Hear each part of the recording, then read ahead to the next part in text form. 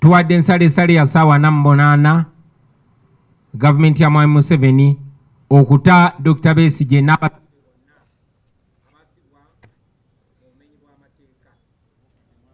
nkaddemu kakaddemu nga tuli wamu tuwadde gavumenti ya Mwami Museveni nsalessale ya ssaawa 48 okuta Dr. Besigye n'abasibe bonna abasibuddwa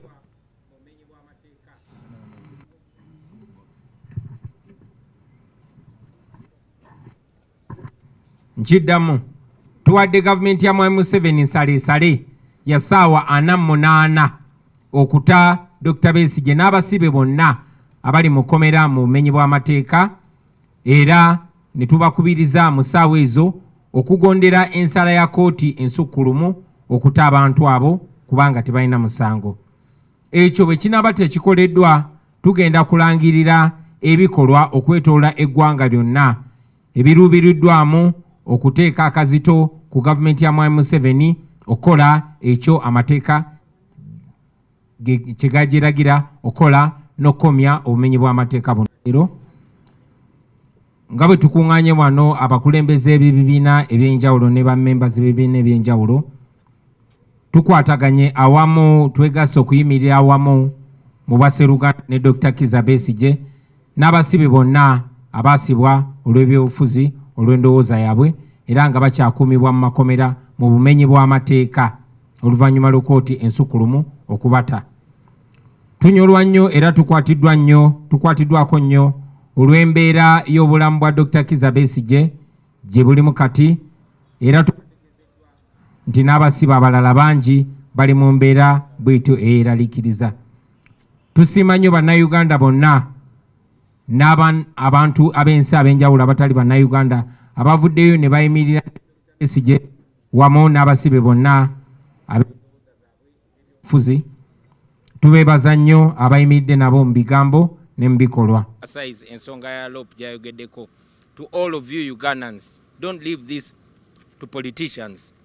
This man is actually dying. Dr. Besigye is in a terrible state. He cannot leave his bed.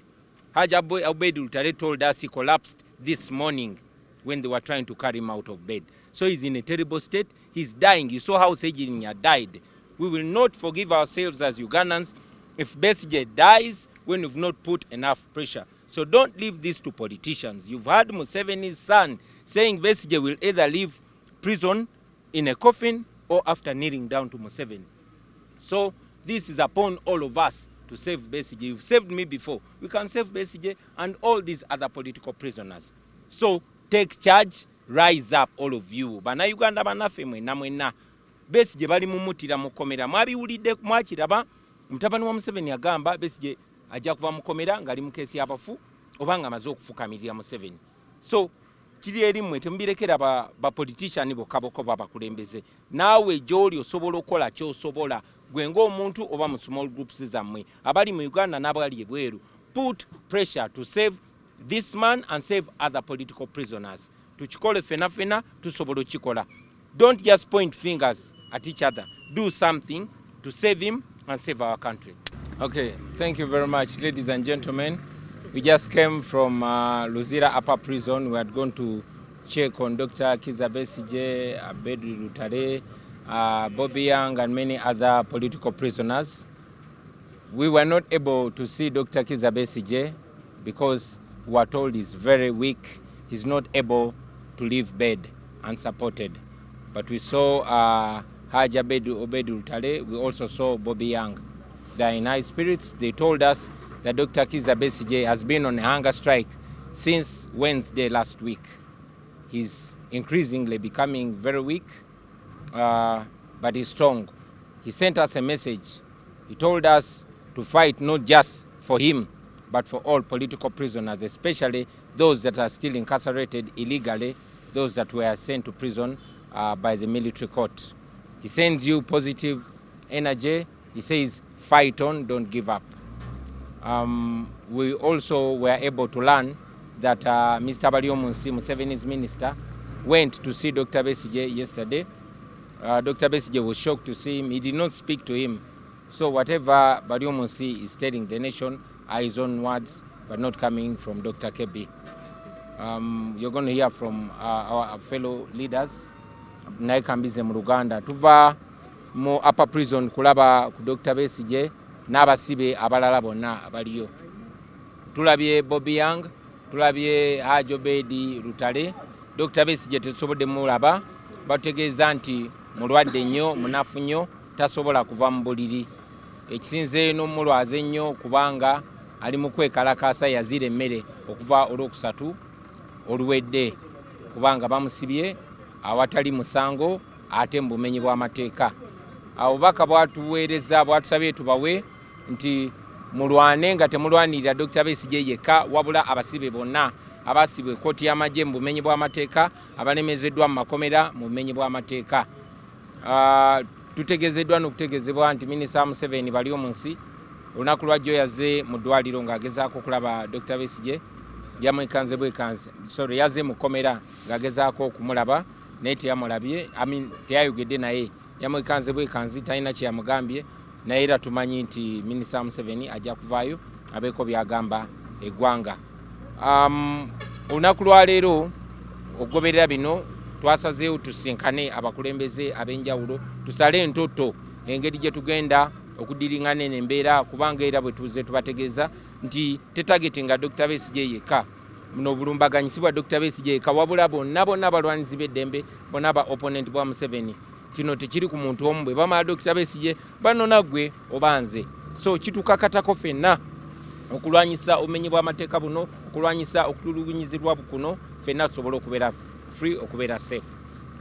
In English, after this we have decided to converge, all of us forces of change, and we'll be meeting later on today to find ways of exerting as much pressure as possible to see that our comrades are released and to end this impunity. So we're meeting later on today as forces of change, but we continue to call upon all of you Ugandans in your individual or collective capacities to do anything and everything possible to increase the pressure so that we can save Dr. Besigye and all the political prisoners that are being held. So buli omu akole kyasobola mu busobozi bwe okulaba nga tusaawo pressure mu ngeri yonna basomole bannaffe bano tukomye n'obumenyi bw'amateeka buno. Thank you very much. Words to what the president has said, that what is happening here is just a collapse of democracy, it's a collapse of the rule of law, a collapse of good governance. Dr. Besigye is here in Luzira illegally. And for any human being, the right place where Dr. Besigye should be is in a hospital. They know that he's here not by any means of law. The court that sentenced him to that put him in prison, the courts of law said it's an incapable court. It was a court that was not supposed to be hearing cases of civilians. But so unfortunate that those who are in power see it important to continue violating the law because they have the gun. And so it is upon us Ugandans, like we said at the beginning when Dr. Besigye was arrested, that an attack on one of us is an attack on all of us. What Dr. Besigye is going through, any one of us can go through it. So it is all of us to say no to this kind of impunity, to say no to military rule, to say no to mismanagement of the affairs of Ugandans. You and me have that power, and the Constitution gives it to you. Let us all use every energy that we have and every effort that we can have to say no to the dictator. Fenanga we Dr. Besigye ne banne abali mu komera abaletebwa wano kuva mu koti y'amagye nga bwe bali wano bumenyi bw'amateeka. Kitulumanya okulaba nti gavumenti ya Uganda ekozesa obumenyi bw'amateeka okusiba abantu. Tetusobodde okulaba Dr. Besigye telwakubanga ali weak tasobola kulaba muntu. Mu buntu obulamu Dr. Besigye teyali badde mu komera. Yali badde nga ali mu ddwaliro ng'alaba abasawo. Era ne ali ne wano iligale ali wano mu bumenyi bw'amateeka kubanga kooti y'amagye eyamusindika wano mu komera yakikola mu bumenyi bw'amateeka. Ekintu kyonna ekikoleddwa mu bumenyi bw'amateeka kiba kimenya amateeka, so si kirungi okugobererwa. Simanyi lwaki Dr. Besigye akyali wano mu kkomera. So kiri ku gwe nanze okulaba ntukozesa obuyinza bwonna bwe tulina okulwanirira eddembe ly'Abannayuganda, kubanga bakikoze ku Besigye olwaleero enja ajja kuba nze oba gwe nga bwe President akyogedde. Kati tukozesa amanyi gonna ge tulina, oba olina omumwa, oba olina ki, oba olina kamera, oba olina ki, kikozese okulwanirira eddembe. Eddembe lyetulwanirira si lya Dr. Besigye yekka, lya buli Munnayuganda yenna waali. Tukimanyi nti bwe tuba tugenda mu bya campaigns ebyakalulu, ebintu bwe bitu birabika. Batandika okwata abantu. Bino bye bali kukola Dr. Besigye bya kutukangakanga okulowooza nti feena tugwe essuubi, tugwe amaanyi, naye njagala abakunga mwenna muve gye muli. Bino tebitutiisa, kola ekyosobola olabe nti olwanirira eddembe lyo ate ng'olwanirira eddembe erya munno akuli kumpi. Si Dr. Besigye yekka, feena tuli kwerwanako. Mbasaba ekyo kye tuba tukola fenna. Actually, today has worried us a lot more because previously when we came to see Dr. Kizza Besigye, we were able to see him. But the fact that today we were not able to see him because he could not leave his bed to come, he's too frail to move, it's even more worrying, and it should worry all of us. I want to appreciate colleagues in Parliament because we have raised this matter severally. But we want to see a lot more that we can do. So tomorrow we are going to meet as the opposition caucus, joint opposition caucus. All opposition political parties are members of Parliament in Parliament. We are going to meet tomorrow morning to discuss this issue further, because each time we raise it, government tells us, okay, we are bringing a response. The Speaker says the matter is in court and so on. But we think that this situation cannot continue to happen this way, especially now because we don't know the state in which Dr. Kizza Besigye is, now that he cannot even get out of bed to come and see visitors. It's a very worrisome state of affairs. We'll do all that we have got to do as leaders, but we are calling upon the people of Uganda, let all of us play our part. Sometimes I see people, you know, whether it be on social media, some saying, so-and-so you're not doing enough, so-and-so you're not doing enough. All of us have got a part to play. Don't expect somebody to play a part for you. For you, what are you doing about this situation? About Dr. Kizza Besigye, NUP political prisoners, and all of us, by the way. This is not just a question of Dr. KB and NUP. All of us, you know, we are next if we do nothing about it. So let everybody play their part. Ekyaleero kyo kitutiisizaamuko kubanga lutwasemba okujja wano twasobola okulaba Dr. Kizza Besigye Obed Lutale n'abalala. Naye olwaleero ye Dr. Kebbi tetusobodde kumulaba ku lwaki tasobola kuva mu buliri, ali mu mbeera mbi muyi nnyo, tasobola na kusituka kutambula.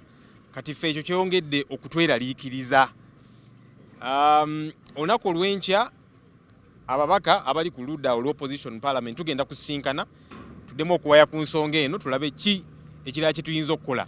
Tuze tubyogerako of course ku floor ya parliament, government gaba tusuubiza kye tukolako, speaker ng'agamba kirimu kwasaganyizibwa mulindeeko naki, naye tulindeko paka ddi kubanga embeera ya leero yo etweraliikiriza ti omuntu tasobola na kuva mu buliri olw'embeera embi gy'alimu okuvaayo okujja abantu abazze okumulaba kyeraliikiriza. So tugenda kutuula ng'ababaka ab'opposition olunaku lw'enkya tukaanye kiki kye tuzzaako, naye nga bwe tukola kye tulina okukola ffe ng'abakulembeze. President abuulidde nti leero abakulembeze b'ebibiina ebyenjawulo eby'opposition tugenda kusinkana saa 8, ababaka opposition tugenda sinkana olunaku olw'enkya, ffenna nga tutema entoto kiki kye tusobola okukola, tukuba omulanga eri bannansi, ffenna buli omu akola ekyasobola okukola. Kino tekiri just ku Dr. Kebbi, aba NUP be baasiba emyaka gino gyonna naki, ffenna ensonga eno ebe tukwatako nti wava ku bano oba oli awo goddako, buli omu akola ekyasobola okukola. Tutera okulaba abantu abamu nga bemulugunya ku social media, ono gundi tokoze kimala, omukulembeze ono tokoze kimala, gwokozeewo ki? Bino si byakusonga lunwe mu muntu, buli omu ali mu kukola kyasobola okukola. Ni naffe buli omu akola ekyasobola okukola mu kifo ky'okugamba ono takoze kimala, ono takoze kimala, ffenna kitukwatako. What I want to emphasize is that government, President Museveni, the CDF and their team stand cautioned that they are playing with a powder cage.